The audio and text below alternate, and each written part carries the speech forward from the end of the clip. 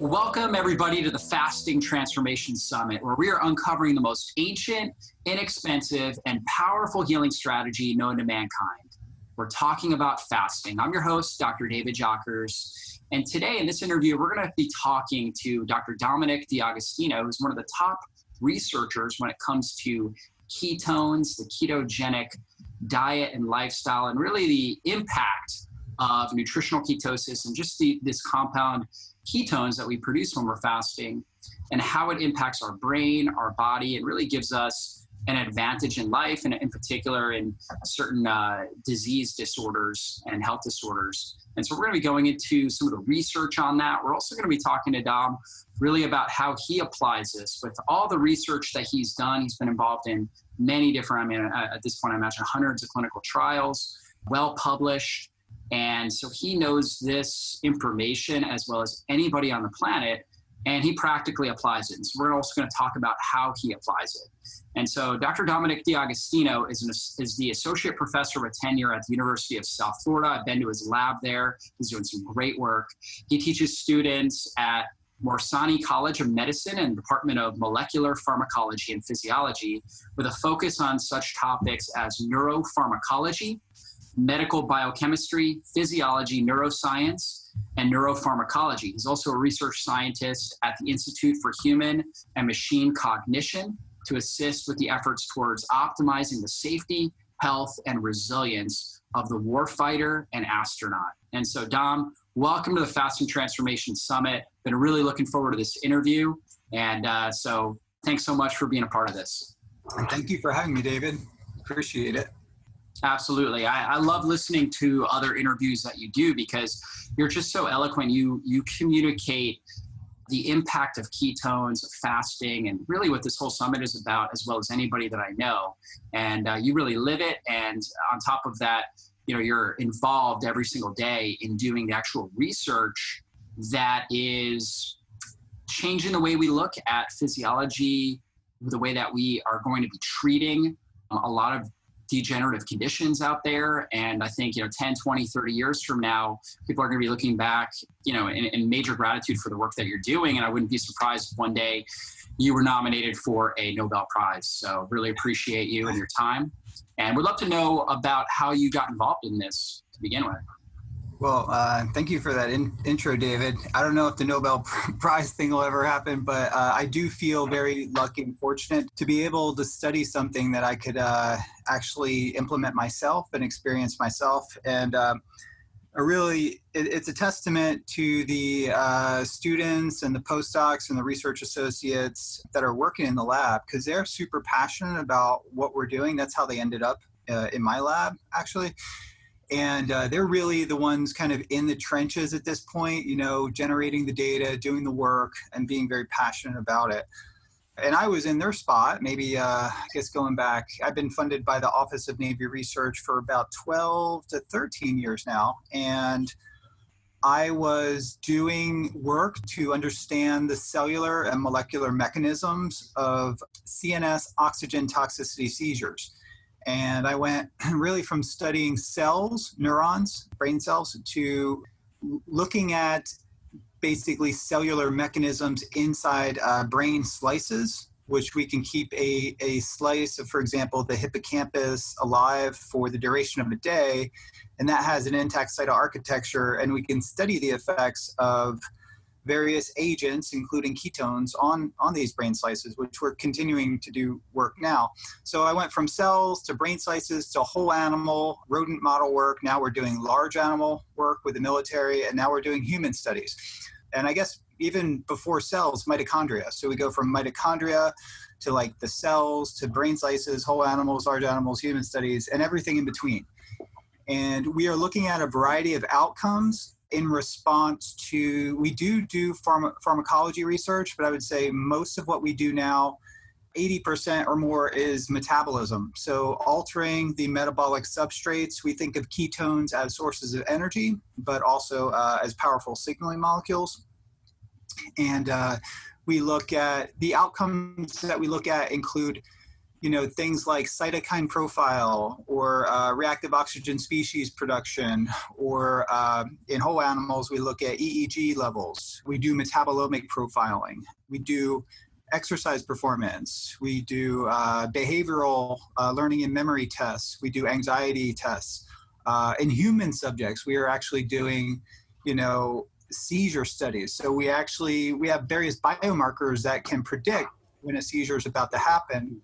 And that's called the latency to the seizure response. And we look at that latency with and without the subject being in ketosis. And those studies are done at Duke University. So they're collaborators with us. So we're really studying it kind of like across the board from many different aspects too. And my fundamental or foundational training, formal training, I guess I would say, was in neuroscience. So that's really what my primary focus is, but we've branched into doing cancer research.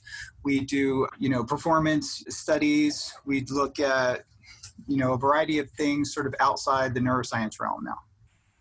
Very cool. And so let's start this interview really with a baseline definition for what are ketones and how does the body use those for energy? And you also said that ketones are signaling molecules. So if you can elaborate more on that, that would be great.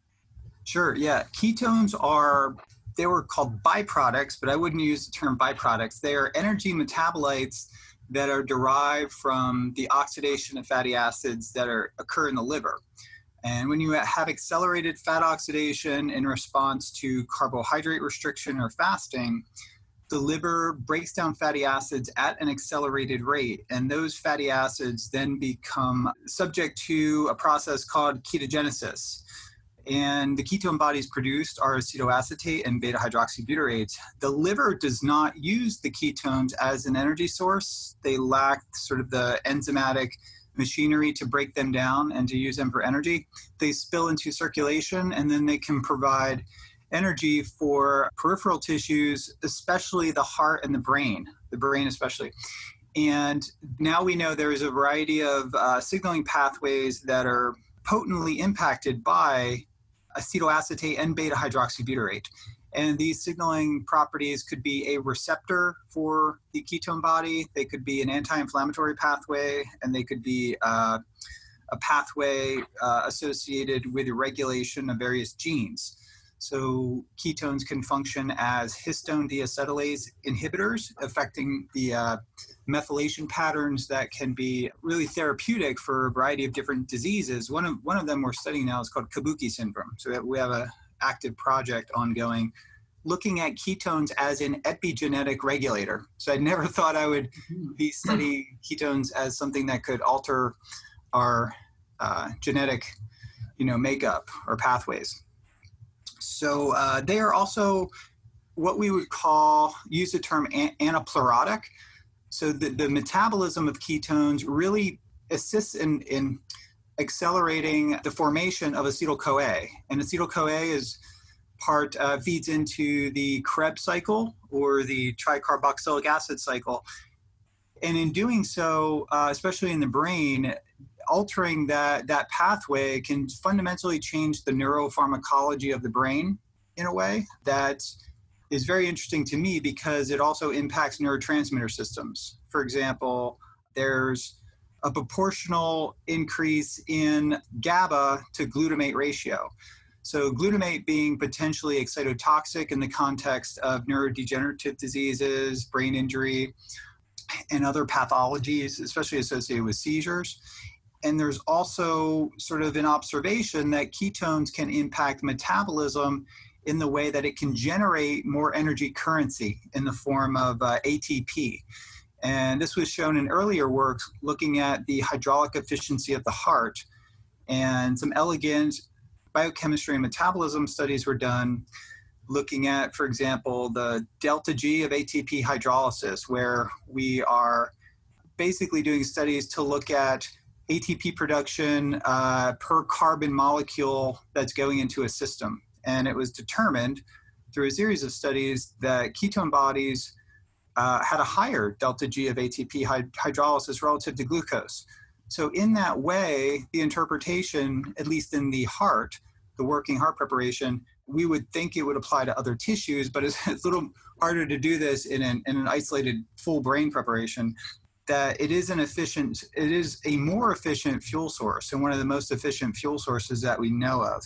So being able to induce this endogenously through endogenous production, and also more recently through exogenous supplementation, that is very interesting to me. And about 12 years ago, I knew that there was a lot of research to be done in this because of some of these observations that were done actually decades ago. Yeah, really, really fascinating. That's for sure. And that glutamate to GABA balance is so key. When you have this excessive amount of glutamate, like you were talking about, it can degenerate the brain. Also, before you develop that brain degeneration, you can develop things like insomnia, anxiety, irritability, things like that when you have too much excitatory neurotransmitter not balanced by the brakes, which would be the GABA. So I found that to be really, really powerful. And I know for myself, when just experiencing ketosis, I just feel like, and practicing fasting in order to do that as well, I just feel like I'm better in every area of my life. I'm less, I'm less anxious, I'm less, irritable and stirred up by stress and things like that. And it has a lot to do with that glutamate to GABA balance, like you were talking about. So, yeah. Now, what are the benefits that we can get by, we talked a little bit about it. Can you elaborate more on the benefits that we get from driving a lot of our cellular energy from ketones? Yeah, you alluded to sort of feeling maybe what I like to describe as like a calming of the brain on days that I'm doing intermittent fasting. I don't do it every day, but I do it most days. The only days I don't do it is after like a day of heavy training. I'll usually have a small breakfast in the morning. But from the observations from our lab in rodent models and now in human studies, looking at things like lowering blood glucose, which I think is really important. There's a decrease when you stay on a ketogenic diet or you take supplemental ketones over time. Your baseline insulin level will be lower, triglycerides lower, markers of inflammation will go down. We track HS, high sensitivity C-reactive protein. Mm-hmm. And many of these things will actually occur pretty acutely. So within like the first week to 2 weeks, you'll see a pretty big reduction in glucose. Over several weeks, you'll see hemoglobin A1C go down. Triglycerides go down pretty remarkably when you go on a ketogenic diet. And additional benefits may occur, after adaptation. Initially, it may be difficult for some people to transition into a sugar burning metabolism to a fat and ketone metabolism. And there's an adaptation and various, processes have to happen until you can optimally produce, utilize, and kind of transition to a state of nutritional ketosis. And I don't think it's necessarily a state to be in all the time. I generally do. I rarely go out, but I feel at the very least, people should enter that state maybe once or twice a month. And I think it really facilitates a lot of beneficial processes in the body that you could track with a number of objective biomarkers. I use a cardiometabolic sort of assay that looks at, insulin, hemoglobin, A1C, triglycerides, inflammatory markers, cholesterol, and things like that. And it's part of a package that we use for research. So that's what I typically kind of use in our research in animal models. We can actually pull the tissues out. So that's the benefit of doing animal model work, is that we can, for example, take the brain out or a brain region out or the liver out to see how this is affecting sort of the liver health and liver metabolism. We could take the heart out. I have a student that's studying muscle wasting. So we're looking at anti-catabolic effects of ketones, which is another benefit. Many people are trying to lose weight. If you are staying in a state of nutritional ketosis, those ketones will help you spare muscle, especially in the context of adding resistance training to that. So if you want to lose body fat fast, that's where ketosis really shines, I think. Going into a calorie deficit with an elevation of ketones will pay big dividends, not only in how you feel, but also with health biomarkers and retaining muscle. Yeah, absolutely. I've experienced this. I recently, was last month, I did a 4-day fast, and I was going to do a full 5-day fast, water fast.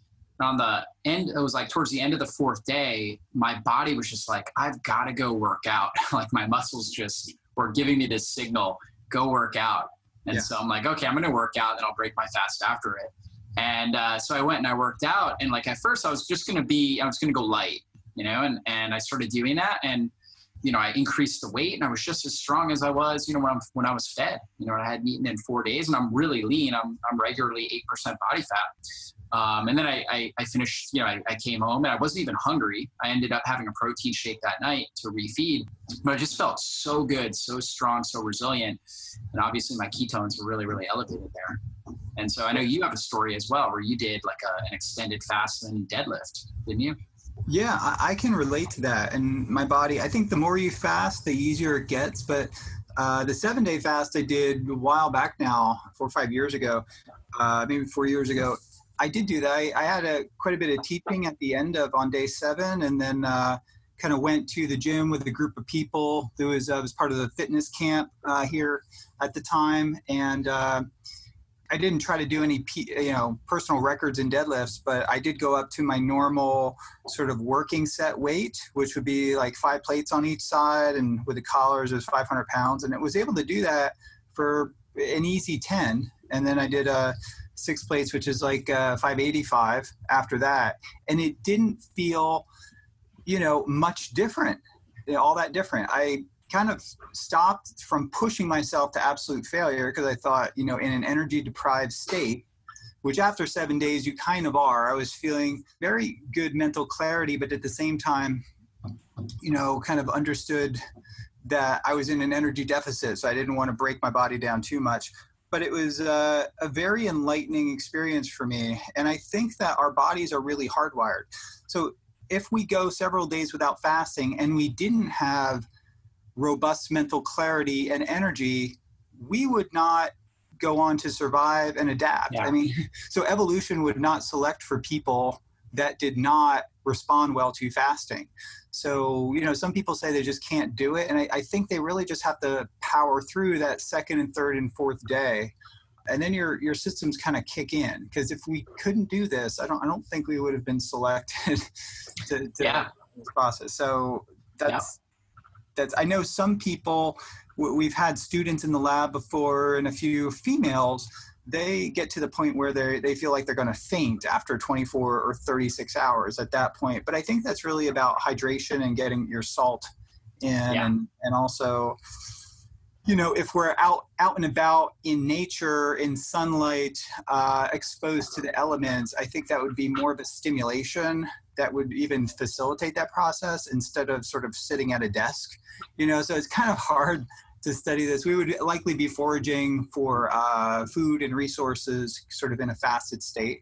And I think being in a fasted state may help that. A lot of hunters connect with me, and they say, I've been hunting all my life, bow hunting or whatever, a lot of bow hunters. My brother's a big bow hunter, and they'll go out sort of in a fasted state, and they feel like their visual clarity and their senses are heightened. Like they could smell better, they could hear better, they could see better. And these are all things that I kind of realized too. And looking back, having people like hunters contact me, it makes a lot of sense. Yeah, absolutely. From a survival perspective, it's like, okay, our ancestors didn't have refrigerators and pantries and things like that. They relied on, like you were talking about, finding food along the way, foraging or hunting. And so it was not uncommon for them to go multiple days without food, maybe even a week or two. And like you were saying, they would get stronger and more mentally clear over time, because that would allow them to be better at hunting, more effective. And they would find their kill. And there's groups out there like the Spartans, from the movie 300. I had read that they actually would fast throughout the day and then feast at night. So they would kind of practice a form of time restricted feeding, and they felt like they would train really hard in a fasted state, and they felt like it gave them this incredible power. And of course, they were renowned for their fighting ability. So there's tribes out there that have done that. And so let's switch into a little bit of time-restricted feeding and extended fasting. And you've talked about how ketones are produced. So how can this be a powerful stimulus for our body to produce ketones? So the state of fasting, yeah, we know that fasting really does mimic the physiological state of starvation or pre-starvation, semi-starvation. And that's really a stimulus for our body to be active, to really go out and find resources. So being in this mild fasted state, so I'm kind of excluding the 4-day fast and the 7-day fast. So, and kind of putting it in the context of maybe intermittent fasting, where you stop eating between 6 and 8 the previous day, and your next meal is somewhere around 2 o'clock in the afternoon, or 4 o'clock in the afternoon the next day. When you're in the middle of the next day, your insulin sensitivity is going to be higher. You will likely be running a mild calorie deficit. So the things that we measure in the lab, like AMP kinase and mTOR and things like that, they would be a measurement of those in our blood or our tissues, would suggest that we're running a mild calorie deficit. But if we fed the previous day, we're sort of in a fed, but fasted state. Fed meaning we have all the nutrition that we need, but our body is sensing that there's sort of an energy deficit. So the way I think about it is that you are really amped up to go acquire resources, to actually do physical activity.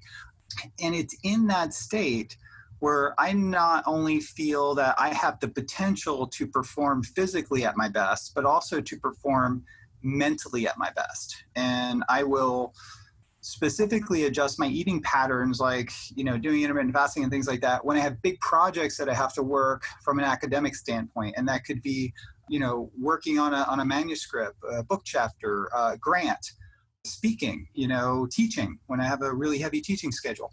I do it in a mild fasted state, that's produced with intermittent fasting. Yeah, absolutely. And, Plato, even back the ancient Greek historian, he has a quote where he says, "I fast for greater mental and physical efficiency," right? So, and that's what you were talking about there. Yeah, you get that better efficiency, better productivity when you're in this fasted state. However, and like I think you had touched on this, having a baseline of ketones, or being a fat adapted, where your body's good at taking fat and using it for fuel beforehand, will help you get more out of the fast. Although fasting can be the fastest way to get into ketosis outside of using like an exogenous ketone or something like that. So they work hand in hand, they work together. And you and I are getting the benefits of fasting every time we fast, because we are already, our body's fat adapted. It's good at using ketones for fuel. Yeah. Yeah. So I think that's a key thing to discuss there. But I know you've also done a lot of research on cancer. You've looked at different forms of cancer, and you've also looked at how ketones affect them. A lot of these cancers are glycolytic, so they depend on a steady source of glucose in order to fuel, and ketones are obviously an alternative fuel source. So I'd love for you to go into more detail on that, and also how to use fasting strategies with cancer patients if they're undergoing chemotherapy, radiation, and what you've seen with that. Yeah, that's really an emerging topic right now, and we're really in the trenches from the perspective of basic research science lab, where we have published on a couple model systems so far. Actually, the first model system that I studied was the U87 glioblastoma cells, and they were studies back in like 2005, and we looked at things like hyperbaric oxygen from the context of oxygen toxicity, but noticed that when brain tumor cells were exposed to high levels of oxygen, they overproduced oxygen-free radicals, one of them being superoxide production. So I did not know why that was happening at the time. And I reached out to different investigators, and then I found out, although I had the biology of cancer, the book, it didn't really go into the Warburg effect. But I found out that this is a pretty common characteristic of all cells, that they have what some call damaged metabolism or dysfunctional mitochondria. Maybe stated another way, it's never been observed that cancer cells actually have normal mitochondria. So pretty pretty much most cancer cells have things like immature cardiolipin, which is part of the inner mitochondrial membrane and is really sort of the glue that holds that membrane together. So you see sort of like structurally and functionally, you see changes in the mitochondria. And some may argue that these changes could benefit the cancer cells because the excess reactive oxygen species that these cancer cells produce allow them to sort of kill off the cells around it and actually enhances their survival in some ways. And it generates the potential for invasiveness and metastasis. So that's kind of going on down the rabbit hole because I was studying redox biochemistry. But the important point here is that the excess reactive oxygen species is associated with their high rates of metabolism and sugar production and glycolysis. And being in a state of nutritional ketosis, obviously it's going to lower glucose availability, but more importantly, by decreasing the hormone insulin or elevations in insulin in response to feeding, by decreasing that, you are impacting so many different metabolic pathways that are under intense investigation by the pharmaceutical industry to target cancer. And that could be the PI3 kinase pathway, the AMP kinase pathway, mTOR, IGF-1. We have a whole, whiteboard in our lab with, dozens of these pathways that are remarkably impacted simply by shifting the fuel that your body's using. And again, of course, you're limiting substrate availability to some extent through glucose, but blood glucose really does not change from a baseline standpoint all that much. If you're on a ketogenic diet and there's a calorie deficit, you could bring that down about 10 to 20%. What you do eliminate is those big spikes in glucose that typically accompany a carbohydrate meal. With eating low carb or ketogenic, they're virtually abolished, if not significantly attenuated. So you have that effect going on. So in the context of exogenous ketones, they can be supplemented to further decrease your blood glucose and elevate, obviously, your ketone levels. And I've demonstrated from early work that we did, that in the context of growing cancer cells in the presence of ketones, at least in the brain cancer cells that we studied, I was motivated by some extent from some research that was coming out of the University of Florida by a Dr. Skinner. And he showed that neuroglioma cells and various cell lines that he studied, if he supplied ketones and subtracted glucose, that was damaging to the neurons. So that would decrease survival, but also increase cell death. So those experiments kind of motivated me to go on and look in other model systems. And I've reached out to, at the time, maybe 2009 or 10, to Thomas Seyfried, who was studying brain cancer. So we used a mouse model system that actually showed many of the features of cancer metastasis. And we used that model to look at ketogenic diet and hyperbaric oxygen together. We've never really studied sort of the ketogenic diet by itself. We always study it in the context of other things like hyperbaric oxygen with the ketogenic diet, ketone supplementation, the ketogenic diet with ketone supplementation and hyperbaric oxygen therapy. So we like to do these combination therapies that are essentially all things that are non-toxic, but they have overlapping mechanisms. And our vision is to create sort of a comprehensive metabolic-based therapeutic strategy for individual cancer types based on the phenotype of that particular cancer. For example, does it express the Warburg phenotype?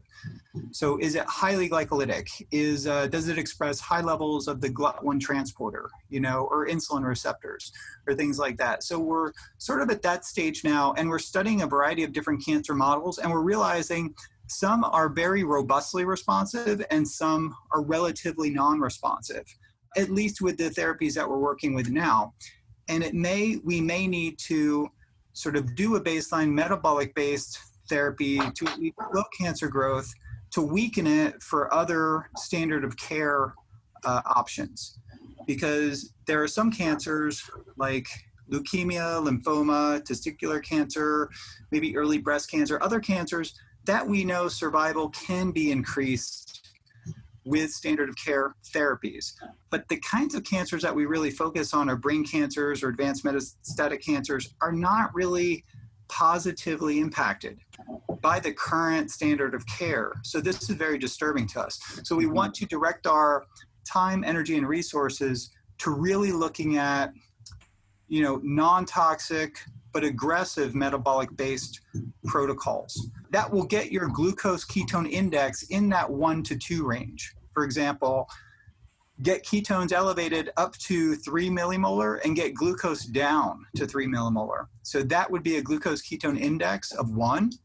And we know from a neuroscience epilepsy point of view, that's tremendously therapeutic to metabolically manage epilepsy. And we have demonstrated through a variety of different model systems that can slow cancer growth or actually reduce cancer growth altogether in various model systems. So that's sort of what we're looking at, feasible ways to induce and sustain a glucose ketone index of 1 to 2, and then let that be sort of like the first line of therapy that people would do. And then we have a number of add-on things, sort of a toolbox of things that we can add to that. So a glucose to ketone index of 1 to 2 for somebody that's dealing with cancer. Now, somebody that's just wanting to prevent cancer, live a healthy lifestyle, we're looking at like 1 to 1 to up to 4 to 1. I've heard you say that before. The 1 to 2, that's going to take something like exogenous ketones or fasting in order to get there. Is that correct? It can be, yeah. I mean, I communicate with parents that maybe have kids, for example, that have glucose transporter type 1 deficiency, and they consistently day in and day out are maintaining, a glucose ketone index of 1, meaning that their glucose and their ketones basically stay between 3 to 5 in millimole per liter all day. And if their kids get off the ketogenic diet, then they get the symptoms of the disease, but they could largely silence the symptoms of the disease just by staying in that metabolic state. So that's a unique, condition. There's actually a number of conditions like that. With cancer, it's not very evident. If you get out of that state, there's nothing indicating acutely that things are happening in your body, that cancer is growing. Right. So unlike with seizures, when you get out of that state, you can go into a seizure. So I think it's important to maintain that state as much as possible, because we not only know it's limiting glucose availability, but most importantly, it's really turning down the elevation, basically turning down many of the drivers of cancer growth, including the ones, I mentioned, AMP kinase, mTOR, PI3 kinase pathway, the insulin pathway too. We know that it has pretty profound impact on that. And that's really further enhanced with a calorie deficit. So that kind of brings up the problem. If someone is underweight, it becomes a little more tricky to implement the ketogenic diet and do things like intermittent fasting. And that's where exogenous ketones may come into play because of their anti-catabolic effect, potentially preventing cancer cachexia. So we're really interested in focusing on the cases that are like the hardest. So the cases that are glioblastoma or advanced metastatic cancer when the patient is already underweight. Like, what do you do in that situation? If we can develop things that can actually help in those situations with various model systems, not just one model, we want to work on various model systems and look at the effects, then we know that we're probably making inroads we're making major progress in this area. And we try to focus on things that once we complete the study and publish it, that clinicians can look at that study, oncologists can look at that study and then implement it from there. We don't want to study some kind of rare drug or, we want to study things that could literally be taken off the shelf and implemented by people who are reading the paper. So that's sort of ethically sort of what we focus on. Yeah, absolutely. And based on your research, what cancers have you seen to be most responsive to a metabolic therapy like a ketogenic diet, fasting, use of exogenous ketones? Yeah, that's a good question. We don't really know definitively from a human standpoint. We have a variety of model systems, and I could send you sort of a link to publications that look at this question without, going into the weeds and mentioning different model systems. For example, the GL, 261, glioblastoma model. There's probably about a half dozen different brain tumor models. I think the important thing to recognize is that the more aggressive the cancer, the more evident will be the Warburg effect. So the more aggressive the cancer, the faster it's dividing, the higher the glycolytic activity. And those cancers are definitely going to be more responsive. No one would argue that they would be more responsive to calorie restriction, right? These fast dividing cancers that have a huge appetite for glucose and glutamine and other metabolic substrates. So they would be sort of the most responsive. And if you do a biopsy on these tumors, they would likely express a high rate of insulin receptors. Glucose GLUT1 transporters would be present at a very high density on the cells, and the GLUT3 transporter too, maybe if it's a neuro-type derived brain tumor. So there are various features, and from an animal, in vivo, human study perspective, the intensity on a fluorodeoxyglucose PET scan too would indicate the Warburg effect. And right now it's primarily used to identify the location, to some extent the aggressiveness of the tumor, but that information and information from the biopsy can be used to select patients that we feel, and maybe the genetic data too, that's a little more unclear, maybe a lot more unclear, but I think generally from a phenotypic perspective, not so much a genotypic perspective now, but from a phenotypic perspective, we can pretty much identify the tumors that would be responsive to these metabolic interventions. So, and you're talking about using the PET scan. That's where they inject the radioactive glucose and kind of watch where it goes. And cancer cells are more metabolically active, like you've been discussing. And so they gobble it up. And so we can see that on that scan. And that's used to kind of detect where the cancer is in the traditional model. But what you're saying is we can use that to determine how glycolytic the tumor is and how, get an idea of how it would respond to a metabolic therapy. Yeah, I think so, because it's difficult. We know that glioblastomas typically are highly glycolytic. Various forms of, maybe lung cancer or liver cancer or kidney cancer and things like that are glycolytic. Other more indolent cancers like, testicular or prostate cancer, they may not show up as bright on a PET scan. So I would not write them off because although their glucose consumption may not be that high, their proliferation rates are low. But we do know that if you could reduce various drivers of cancer proliferation and growth, like inflammation, IGF-1, a number of factors, that you could impact the outcomes in these patients.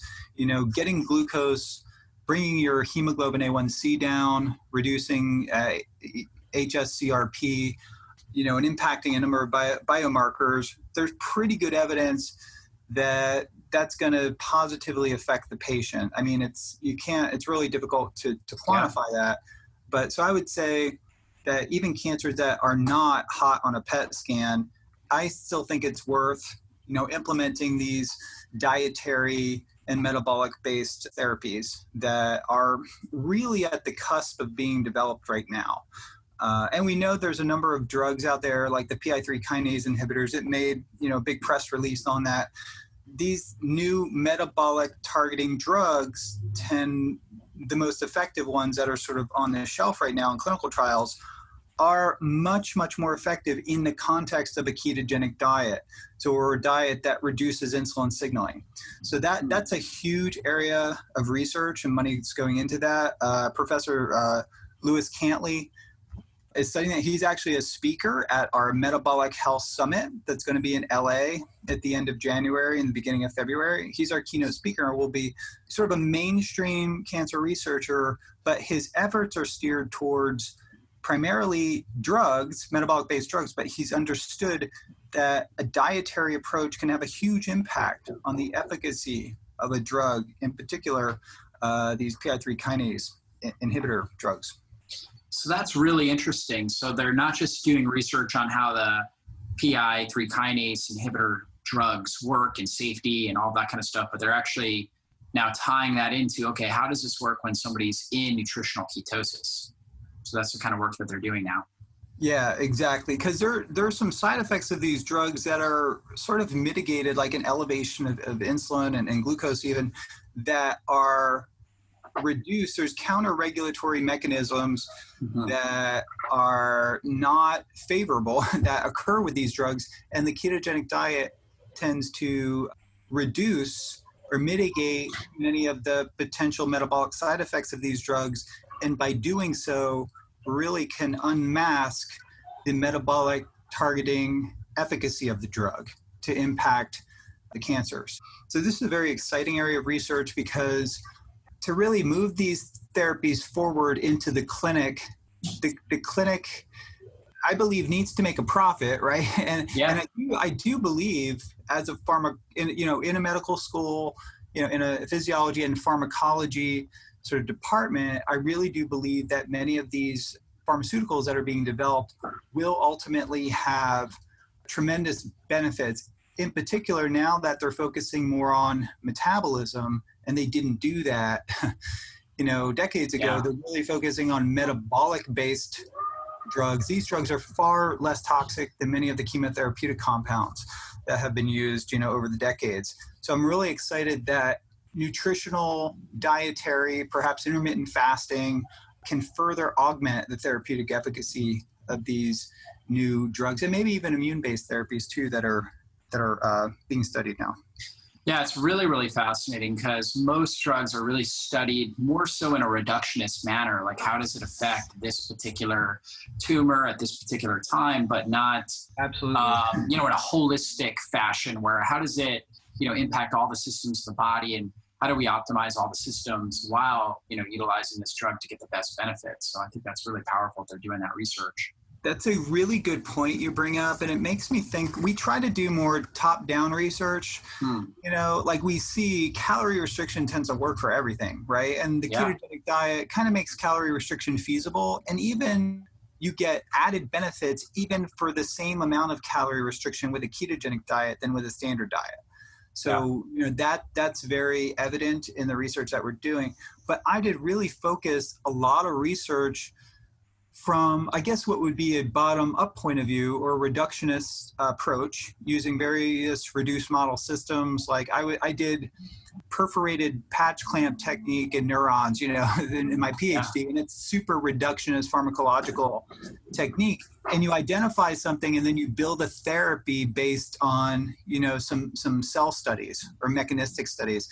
Whereas we're trying to do the opposite. It's like we basically vet out everything that, can work in our whole animal research, and then we go back and look at the mechanism. But who cares about the mechanism if it's not going to work, right? Yeah, so many drugs have been shelved because of that sort of bottom-up strategy. And, not to criticize the National Institutes of Health too much, but that's the kind of research, the mechanistic research that they tend to fund, this what they think is, sexy, elegant work where you mechanistically target a particular pathway and then build up to developing a therapy based on that mechanism. Yeah, that's why I think it's so exciting is we're starting to see now research coming out that's using more of a holistic idea, holistic understanding. And obviously that's some of the work that you and Dr. Seyfried are doing as well. And so I know, for example, in the traditional model, chemotherapy and radiation is, that's the traditional oncological model for treating cancer. And that, utilizing ketones and fasting can really help that be more effective. And I know, for myself, being a doctor who works with a lot of different patients, I have a lot of people asking me what I think of chemotherapy, would I do chemotherapy, this and that. And I always let them know, if I was going to do chemotherapy, it's an individual decision, but if I'm doing it, I'm like, I would go in fasted, right? And I know I've heard you talk about that. Can you talk about how that works? Yeah, absolutely. I do think work has been done and is continuing to be done. Dr. Walter Longo, who has the fasting mimicking diet, and that's doing quite well. And that sort of system is being set up where sort of his profit can feed back into research and further sort of study this effect. It becomes very difficult to fund a study to look at fasting in patients. Like, how do you get ethics approval for that? What oncology clinic is going to approve, fasting before that? But what it has shown is that if we do get those metabolic biomarkers sort of down and in place, and especially in regards to the secondary inflammatory effects of some of the therapies, including chemotherapy and radiation, are dramatically reduced. And I've talked to these patients, a few of them in those studies, and some of them just doing it themselves because they can't really find an oncologist that sort of accepts what they're doing. They get little or no side effects when they go through therapy. And that's really, really important. Yeah. So I think if that information gets out, that's going to be a tremendous advance forward, because we've only had very little incremental steps in improvement of therapies for cancer. And it's been very, very incremental, if at all. For some cancers, not at all. I think if this was implemented, fasting prior to chemotherapy or radiation, you're going to see almost a step function, or at least from historically, since there's hardly been any progress, you're going to see a step function in the outcomes of the patients, definitely in their side effects, but also in their therapeutic response and ultimately the outcome of the therapy. So I'm really excited to see that research moving forward, and that, there's a mechanism to sort of fund this, with a fasting mimicking diet. I think people themselves can put together their own fasting mimicking diet, but having it together like Walter Longo did, and he was one of our keynote speakers at the Metabolic Health Summit here that we had in Tampa, and it really gave me an appreciation and insight. And I've also talked to quite a few people who are using it. To have it all together in one package like that, and essentially just mimicking the effects of fasting to further augment the therapeutic efficacy of the standard of care being used, not as a replacement by any means. We're not advocating, standard of care be replaced, but as a means to enhance that therapy. Then you start to get oncology clinics interested, because you tell them, hey, we have something that's going to further enhance what you're doing, so your outcomes are going to be improved. So they typically respond to that, and it's a little more feasible to get that, into their clinical trials. They're more accepting of it. Yeah. Yeah, absolutely. And so basically when we're fasting or on a calorie restricted, kind of like a low calorie ketogenic diet, like Walter Longo, like his program has with the fasting mimicking diet, the cancer cells are weaker. And so they're more prone to the oxidative stress, or they're less resistant to oxidative stress therapies, and chemotherapy or radiation comes in, and it's just this huge blast of oxidative stress. And they're, in a sense, they're hungrier, so they kind of gobble it up more effectively. Basically, they pull it out more effectively, so there's less of that oxidative stress that impacts our normal cells. Is that correct? Yeah, that's true. And there does seem to be a much higher sort of absorption, if you want to use that term, or a higher degree, a higher amount of the drug actually reaches the target tissue, which is a tumor, for a number of different reasons. There's an increase in blood flow. There's an increase in upregulation in transporter mechanisms. Also, by limiting glucose availability, you are really turning down something called the pentose phosphate pathway, which helps the neuron, or helps the cancer cells, rather, to regenerate reduced glutathione. So by being in a fasted state, you're crippling the cancer cell's ability to upregulate and sustain endogenous antioxidant pathways, especially those driven by the pentose phosphate pathway, to regenerate this reduced glutathione. And that's really the cancer cells, from the last meeting my research associate attended, that's a lot of mainstream cancer researchers are focusing on that now, maybe from a drug perspective, but I think it's really important to know that fasting can almost achieve that above and beyond anything that we know right now. Limiting glucose availability, reducing glycolytic activity can really turn down that pentose phosphate pathway that cripples the cancer cell's ability to protect itself from chemotherapeutic strategies that kill the cancer cells through a redox mechanism of enhancing oxidative stress. So, that's a major, something that I'm very interested and passionate about, and something that we're researching in the lab. Now, we do a lot of work with high levels of vitamin C in the context of millimolar concentrations that could be achieved with IV vitamin C. And that drives something called the Fenton reaction. The Fenton reaction can sort of further enhance, especially in cancer, especially in a tumor where there's a lot of free heme, by driving the Fenton reaction that can exacerbate and accelerate the oxidative stress, almost site-specifically in the tumor. So we're sort of focusing on IV vitamin C also as a means to further enhance some of these metabolic-based therapies and standard of care therapies. That is really interesting. Are you noticing any impact in the models that you're looking at with IV vitamin C impacting glucose and insulin levels at all? Well, yeah, that's an area that's sort of like the next frontier of studying. We did a lot of in vitro work, and now we're moving that into a number of cancer trials that are ongoing right now. So we have data, but it's all blinded. So we don't know really what the results are at the moment. But, I've been contacted by investigators that are, absolutely sure that vitamin C is acting as a glucose antagonist because it uses the same transporter mechanism as glucose. Yeah. So it may be functioning in that way. My primary interest, I'm interested in that, but also interested in its ability to, as a pro-oxidant. A lot of people don't know vitamin C is an antioxidant, but we're using it in a context of being a pro-oxidant, at least. Kind of similar to what a chemotherapy. Chemotherapy is a pro-oxidant. And, yes, exactly. So it creates oxidative stress in the body. Creates it. So you pulse it in at particular time points. For example, you could pulse it in during exposure to high pressure oxygen, or oxygen in the context of, what's used clinically. So hyperbaric oxygen therapy, like 2.5 atmospheres of oxygen, that can increase the tissue PO2 by 2,000%.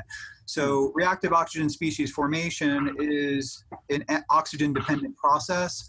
And in the context of high levels of ascorbic acid, which drives the Fenton reaction, you're going to get a supraphysiological synergistic elevation of reactive oxygen species, especially in tissue with a high amount of free heme, which you'll find that in tumor tissue. So we are sort of putting together compounds which are essentially non-toxic, at least in the range. Oxygen is toxic, vitamin C could be toxic, but we're really studying them in the context of doses that are non-toxic. But when they're combined together, they can more or less site-specifically elevate reactive oxygen species and oxidative stress to stimulate apoptotic or necrotic pathways in the tumor.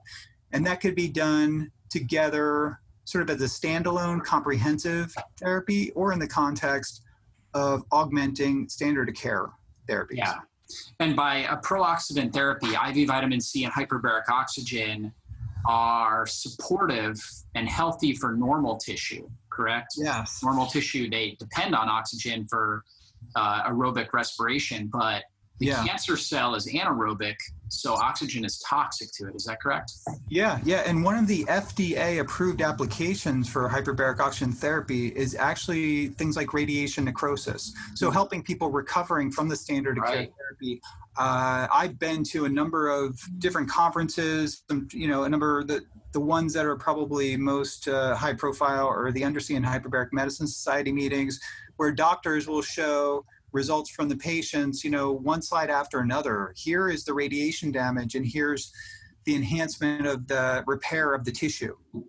So enhancing the normal tissue's ability to heal itself, with high pressure oxygen. So radiation necrosis, vitamin C can help normal cells, can also be a pro-oxidant, but it's more of a pro-oxidant in the tumor tissue that already has accelerated rates of reactive oxygen species and also free heme that's in it. Yeah. We're Yeah. very Interesting.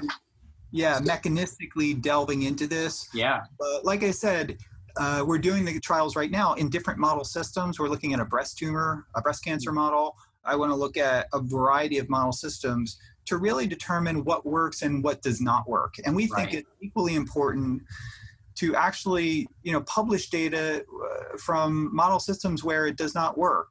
And I'm pretty passionate about that because we want to identify and let patients know that, if it doesn't work for this particular tumor type, then that's really important to know too. So we're doing a number of trials to just figure out what works and what does not work. Well, I think that's really good, honest science, and you're creating a whole framework for how to use the metabolic therapy, which needs to be done. And so going into, let's say somebody's listening and they're about to go through chemotherapy or they're already doing it, how would you recommend they approach fasting beforehand? Would it be like, let's say they have a chemotherapy treatment at 10 a.m. on, tomorrow or something like that? What would be a good strategy for implementing a fast before that? Yeah, I would, tell them to work very closely with their oncologist because every therapeutic strategy is going to be different, and I don't know, there may be the potential for hypoglycemia in patients if they cannot readily achieve ketosis. For example, if they have heavy liver metastases, they may not be able to sufficiently elevate ketone production. And in the context of low blood glucose, that could be sort of a dangerous situation. So I don't like to give blanket recommendations, but from what I know and from sort of what we see in the lab, I think a 24-hour fast prior to chemo, so stopping, your meal at 10 a.m. the next day and fasting for 24 hours to ideally achieve that 1 to 2 glucose ketone index. So if they're eating low carb already, they could probably achieve that, especially with using maybe something like a ketone supplement or medium chain triglyceride oil or things like that. Interestingly, MCTs are very versatile sort of compounds for nutrition. They're fats, but they're transported directly to the liver and not through chylomicrons. And they tend to have a glucose lowering effect by themselves. So there's MCT oil out there, there's MCT powders, there's ketone mineral salts that are available. Ideally, a compound that kind of combines them both together is what I personally use, and has a pretty remarkable effect at sort of elevating ketones into that mild range, but also lowering blood glucose. And I think those strategies could be implemented. Small amounts of these compounds can help you achieve those biomarkers that we know would make you more responsive to the therapies. Yeah, and so using exogenous ketones with MCTs is going to help, obviously, your body. It's going to provide more ketones for your system, which can help save off hypoglycemia or the negative effects of low blood sugar, which can help you prolong a fast, right? And make you resilient. Keep your energy levels up. I think that's really important for the patient, and also in the context of sort of animal model systems, achieving that glucose ketone index of 1 to 2, and there's some patient data emerging that keeping that glucose ketone index as low as possible will be beneficial from a variety of perspectives, from lowering your side effects to reducing your or enhancing your outcome. And I think that's really important to do that. But I would also recommend working closely with your oncologist, or maybe working closely with your doctor that has an understanding of this approach. And really, there's some oncologists out there who just don't think nutrition is worth looking into at all. They don't really feel that nutrition can have any effect on the patient. And, I've come across that. It's hard to imagine that, but I do think that sometimes the ketogenic diet, and this is as a ketogenic researcher, I will say that some people overinterpret my data or overinterpret. There's dozens of ketogenic diet researchers out there right now that's studying cancer, that they may overinterpret the data and kind of oversell it in a way that don't do chemotherapy, do this, and that could be very dangerous. Mm-hmm. So we need to really proceed very cautiously when implementing this, but with also not overselling it as Yeah. strategy. And it's just, like I said, we never do just a ketogenic diet only study. We do it in the context of other things. So, but I do believe personally that nutrition fundamentally is one of the most important factors that can impact response to therapy, but also just the general outcome for the patient. So that needs to be prioritized from my understanding. And you need to seek out, patients need to seek out practitioners or oncologists that are accepting of the fact that nutrition can have a very, very profound effect on their treatment. Yeah, for sure. And so I wanted to ask you a little bit about exogenous ketones. I know you're an expert in that. And so I've heard you talk about, using exogenous ketones with, and you mentioned a little bit, with MCT, like an MCT oil powder, and getting the exogenous ketones in kind of the salt form. So you're getting electrolytes as well, which is necessary when you're fasting or when you're basically driving down insulin levels. You need extra electrolytes. So these exogenous ketones come in salt forms: magnesium, sodium, potassium, calcium, different things like that. So what would you say would be the best practices when you're looking for an exogenous ketone product and how to use it properly? Yeah, I think time will tell. There's a lot of studies going on right now. Researchers are reaching out to me. It's good because they're in no way affiliated with any company, or they're not even ketogenic researchers. They study something else, but they are taking off-the-shelf products and applying it to athletes, to people with type 2 diabetes. So this research is in progress. Our company is interested in potentially coming out with a product. We have various patents, or the University of South Florida, I don't own them, but the University of South Florida has patents on various applications like lowering blood glucose, anti-anxiety, mental effects, even physical performance, things like that. So from what I can tell, from a therapeutic perspective, as I mentioned, using exogenous ketones typically in the form of a ketone mineral salt that's balanced. So you're spreading beta hydroxybutyrate across monovalent and divalent cations that you mentioned, right? Sodium, potassium, calcium, magnesium. That would allow the individual to tolerate a higher dose of beta hydroxybutyrate and to have, a more favorable electrolyte delivery. And taking that ketone salt and combining it with medium chain triglyceride powder would probably be most palatable and tolerable. And consuming that to get your levels up to the 1 millimolar range, maybe upwards of 2 millimolar range. So that mild state of ketosis will undoubtedly elevate beta hydroxybutyrate to a level that becomes a significant source of energy for your brain and your heart and your peripheral tissues. So you will get an energetic advantage doing that. And you also tend to get a lowering of blood glucose with a dose that elevates ketones into that 1 millimolar to 2 millimolar range. And we think that the studies need to indicate this, but there may be a cognitive and maybe a physical performance advantage, but time will tell. My research is really focused on looking at these things in the context of an extreme environment. For example, high pressure oxygen an Navy SEAL would be exposed to, or in a hypoxic environment on top of Everest or something like that. Mm-hmm. So where the individual is already put at a deficit, and they're put at a cognitive and physical deficit, and you establish a supplementation protocol like ketones, it could be creatine, it could be other amino acids or whatever, to help them get back to their baseline levels. So what we call performance resilience. Yeah. So that's really my focus. And I can say pretty much without a doubt that, from CNS oxygen toxicity perspective, there's a big performance resilience. If you're not having a seizure, right, you have higher performance, right? So in that context, from military personnel, if they're in a state of nutritional ketosis, from their perspective, exogenous ketones are the way to go, although there may be some interest in the diet, but something that could get there quick and sustain it, that's going to give them the neurological resilience to actually safely achieve their mission.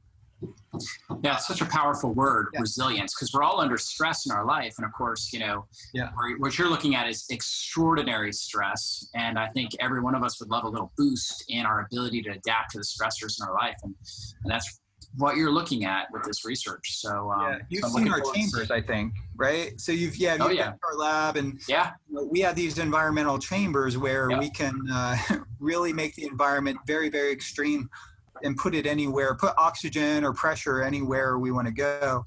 And in that context, that's where nutritional ketosis really, really does shine. It really helps the brain maintain energetic functions, and cognitive resilience just by simply,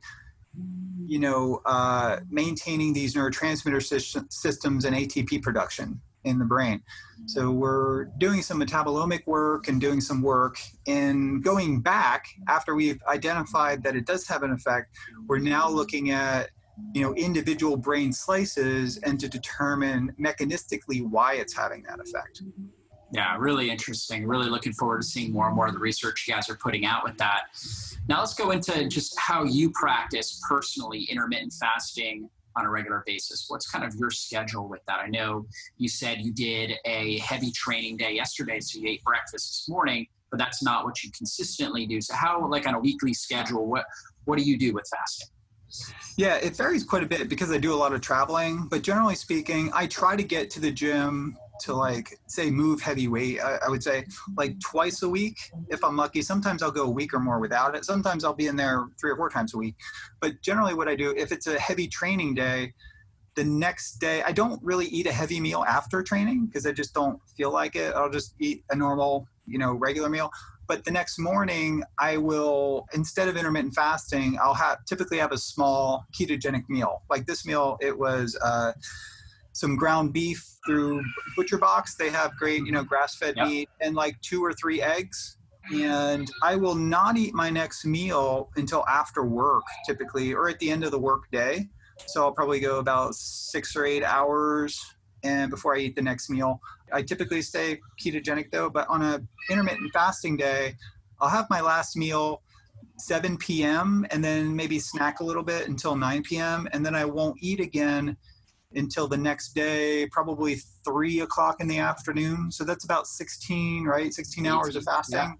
Yeah. And my first meal may be a ketone supplement. So it may be, or typically what I do, I have so many products that people send me. So what I do is, in that fasted or semi-fasted state, I will get some baseline measurements, consume the meal, and or the ketogenic cookie or brownie or whatever I have testing that day. And I will make a measurement at time 0, 30 minutes, 60 minutes, 90 minutes, 120, 180, 240. So I have a notebook full of things that I've tested. And I've put some of these things actually put on the blog, the Keto Nutrition .org blog. One interestingly was the not a ketogenic food, but the Quest Nutrition kind of cookies. We're not funded by Quest or anything. We went out and bought the cookies at Target, actually. But that's an example. So I have a lot of products. I would say for your listeners, keep an eye on the blog, the Keto Nutrition .org blog, and we'll try to get a product up every month that we've tested, not just myself, but women. I think it's important to get a couple girls, a couple women, and a couple guys, and to look at the effects of that. So typically on days I do intermittent fasting, there are actually days that are more appropriate for me to do sort of these N of 1 testing of products that are on the market. And it's interesting to see these products because they didn't exist, 10 years ago. And that was a limitation for people. They just thought, well, I can't eat cookies, I can't eat brownies, I can't eat these things. And not that all the cookies and brownies out there are legit. I would say maybe about 20% of them are legit. But I think the market is going in that direction where entrepreneurs and the ones that do the research are coming out with some products that really allow people to sustain a ketogenic diet. I was interested to know how you were responding, you and the different test subjects. I guess some of your students are responding to different sweeteners like stevia and monk fruit and erythritol. Are you noticing a consistent blood glucose balancing effect with those, or are some people seeing a rise?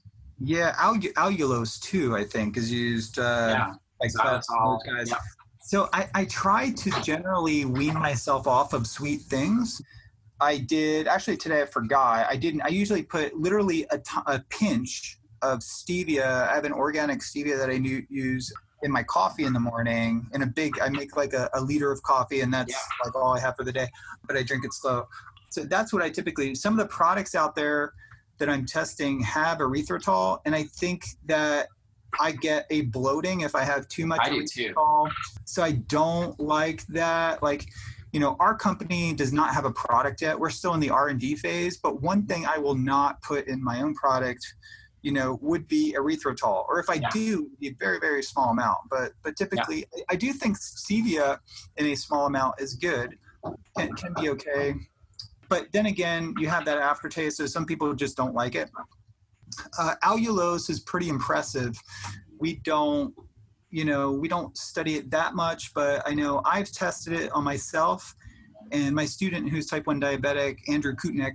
We've done it with him with his continuous glucose monitor, and it's very, very non-glycemic. So interesting to know, xylitol, too much xylitol can give me some GI discomfort. So I try to stay away from like the sugar alcohols, or if I consume them, and if a product that I'm testing has it in it, if they're keto cookies, for example, I won't eat any more than 2. So I will do 1 or 2. I won't eat like 4. And I generally, most of these things that are coming out in the low carb keto community, I think are over sweetened anyway. Yeah. So I don't think. But then, have you tried monk fruit? Yeah. I think that's a pretty good one. Yeah.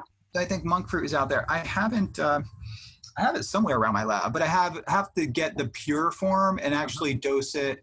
2 grams, 5 grams, 10 grams by itself for me to get an opinion of it. But it's incorporated in some of the things that I'm studying, and I seem to tolerate it well. And I think of the things that are out there, I think it's pretty good. And you've probably taken exogenous ketones that were flavored with stevia and monk fruit, or stevia or monk fruit, because I know there's a lot that are out there with that. And you still noticed a good response with those. So I do. Yep. Yeah. Yep. Good. I think that's a good direction. Yeah. Good, because it's somewhat controversial. I'm a big fan of using those sweeteners, obviously in moderation. But there are some people in the community that will say, hey, this could spike your blood sugar. And obviously everybody's unique, right? They can have their own individual reaction. But I wanted to see what your response was. Yeah, and things like, the main sweeteners, sucralose and saccharin and aspartame, things like that. Yeah. I'm kind of on the fence. Occasionally I'll consume a product that has it in it. But for some of our studies we do in the lab, to sweeten things, if it's a ketone ester, like we have to sweeten it or else the mice and the rats won't. The sweetener that we use is actually saccharin. Saccharin is very, very potent, and if you get it in the undiluted form, like 0.1 or 0. I have to look at the gram amounts, but it's just like a few milligrams per like the food if we mix it up for a day. So it's very, very small relative to some of the other sweeteners. And in regards to, a lot of people ask me about, does it disrupt the gut microbiome and this and that? Relatively speaking, I don't think things like alcohol or various plant-based things or other things that we're eating, I think have a greater potential to disrupt our gut microbiome unless we're consuming these things in very high amounts. Yeah, makes sense. Well, this has been a great interview, Dom. I really appreciate your time. And any final words of inspiration for the listeners, and where can they find out more about you? I know you mentioned your website, ketonutrition.org. Are you on social media or anything like that as well? Yeah, absolutely. So Facebook, Twitter, and Instagram, quite a few followers. I should be easy to find on that. If you just kind of Google my name and those terms should come up. Ketonutrition.org is sort of the one-stop shop. So you'll find links to my social media on there. And also, I'd like to mention the Metabolic Health Summit, which is a conference that's really comprehensive. It has medical education credits for medical doctors, also registered dietitians. You'll be able to get credits for that. It's heavily focused on medical research, basic science research, but also for the everyday person that wants to come there too. So it's not strictly an academic conference. There's going to be influencers there. There's going to be entertainment there. There's going to be, most of the famous podcasters are going to be there too that I've sort of done some work with.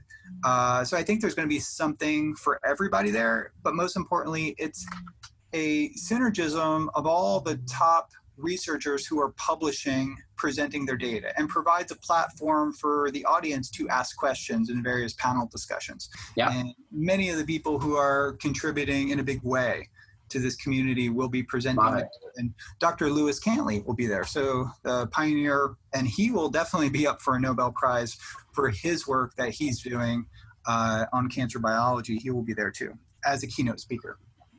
Well, that's great. Well, thanks so much again, Dom, for your time. This has been a wonderful interview. And for you, those of you guys that are listening, I want to leave you with this last thought, that fasting and ketosis and the things we talked about, this really can unlock the dormant healing potential within you. It's safe, it's powerful, and it just might transform your life. So hopefully you got a lot of value out of today's interview. And if you did, I want you to really just consider owning the entire Fasting Transformation Summit for yourself. That way you get unlimited access, lifetime access to the MP3s, the audio files, the transcripts, all these interviews, all the bonuses that you can leverage at any time. And I find that it's extremely helpful, especially if you are starting a fast or you're going to do an extended fast. To be listening to interviews like this can give you so much momentum and inspiration and encouragement, and really help you go the distance and meet the goals that you have. So if you consider owning it, we would be really honored, and we'll see you on a future interview. Be blessed.